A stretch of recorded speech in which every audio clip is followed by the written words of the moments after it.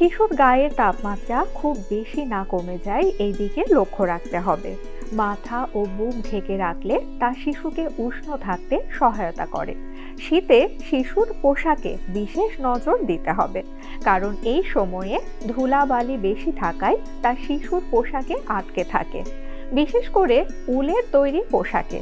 এর থেকে হতে পারে ডাস্ট অ্যালার্জি, তাই নিয়মিত গরম পানি দিয়ে পোশাক পরিষ্কার করা জরুরি।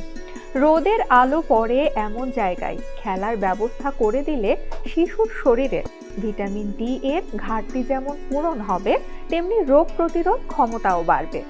শিশুদের এই সময়ে ঠান্ডা খাবার খেতে না দেওয়াই ভালো। দিনে অন্তত একবার কুসুম গরম দুধ, পানি, স্যুপ জাতীয় খাবার খাওয়াতে হবে। পাশাপাশি শিশুকে দিতে হবে মৌসুমী ভিটামিন সি সমৃদ্ধ ফল। শিশুদের ত্বক কোমল থাকে, তাই ত্বকে বাড়তি যত্নের প্রয়োজন। এ সময় ভিটামিন ই সমৃদ্ধ লোশন ব্যবহার করাই ভালো হবে।